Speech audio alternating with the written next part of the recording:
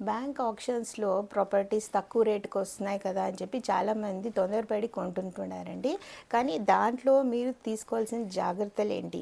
అసలు బ్యాంక్ వాళ్ళు ఆ నోటీసులు ఆక్షన్ పెట్టడానికి, ఆ నోటీసులు పెట్టడానికి వాటికి వాళ్ళు సరైన రూల్స్ పాటించారా లేదా అనేది ఖచ్చితంగా తెలుసుకోవాలన్నమాట.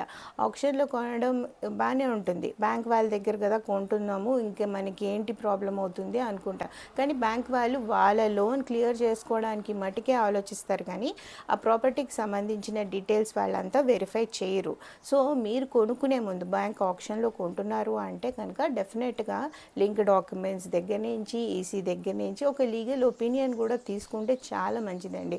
ఎప్పుడైనా సరే ఏ ప్రాపర్టీ కొనాలన్నా కూడా మీరు లీగల్ ఒపీనియన్ తీసుకోండి. అసలైన ఓనర్ వచ్చి మిమ్మల్ని అడిగి ఆ ప్రాపర్టీని మీ మీద కేసులు వేసి గోల చేశారనుకోండి, అప్పుడు మీరు ఏమీ చేయలేరు. సో కొనుక్కునే ముందే చాలా జాగ్రత్తలు తీసుకోవాలన్నమాట.